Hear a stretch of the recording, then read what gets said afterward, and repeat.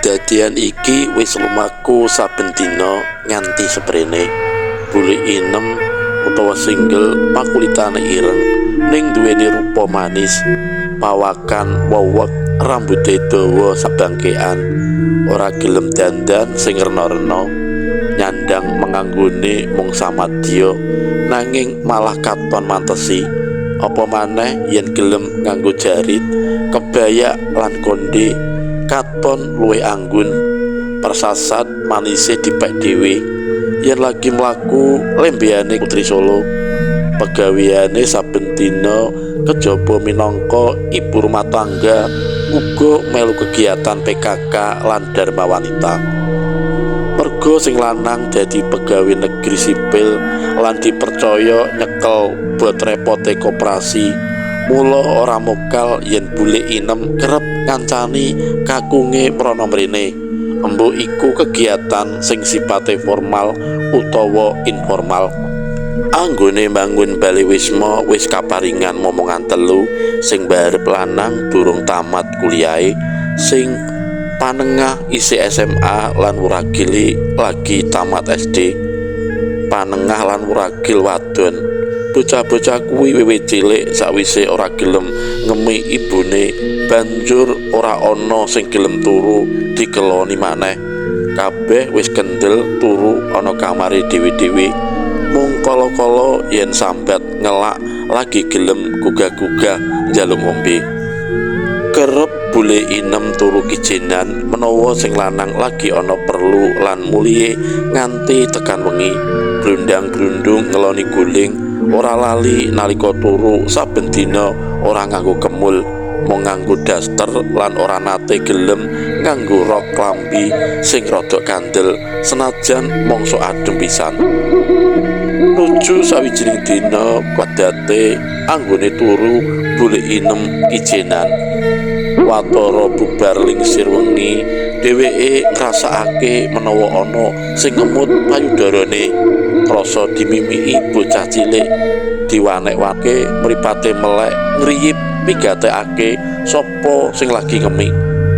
Yen anake mokal, wong bocahe wis gedhe-gedhe lan wis duwe kamar dhewe-dhewe.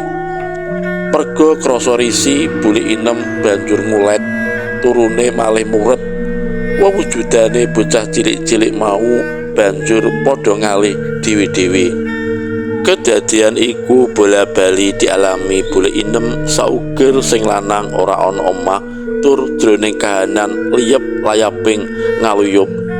Tau payudarane dioser-oseri minyak angin, ambrih wewujudane bocah bajang iku ora doyan ngempeng. Nanging bocah cilik-cilik iku ora duwe wedi.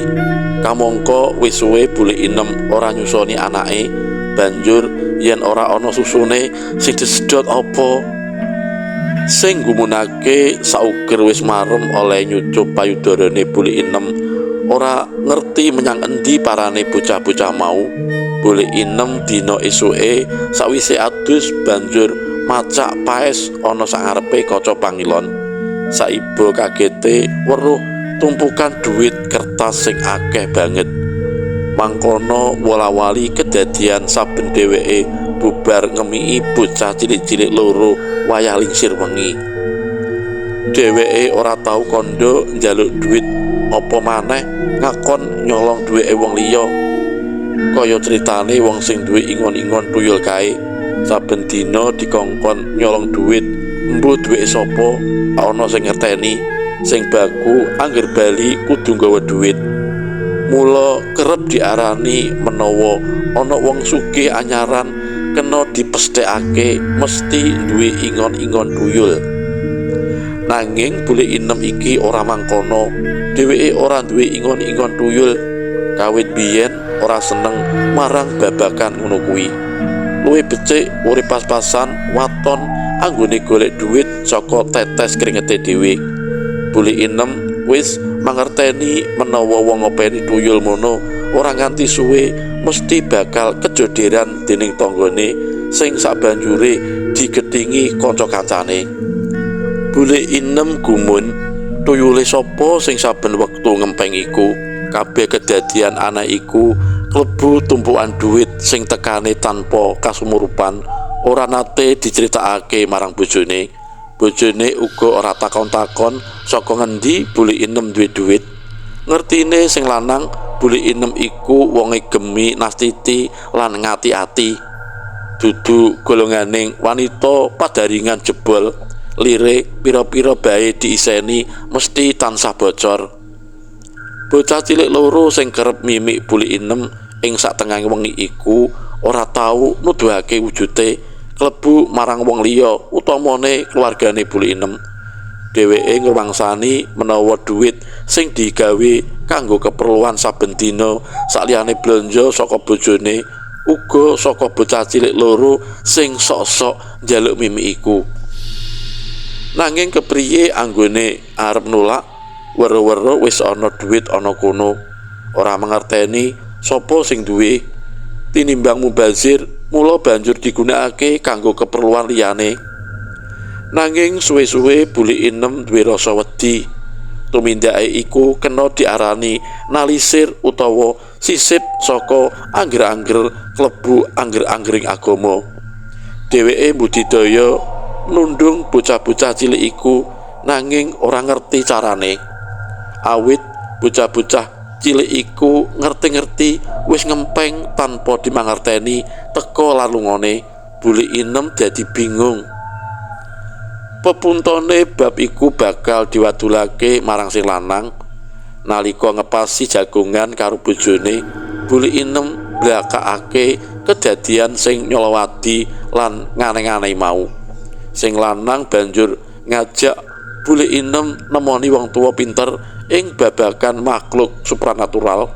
Papane ing Tulungagung, trepe ana Kecamatan Kalidawir. Dening sesepuh mau, Buli Inem diwenehi pituduh yen nundung bangsane makhluk alus mono sejatine ora angel. Sarate kudu ikhlas, ora arep gelem nampa apa maneh nggunakake duit pawenehe.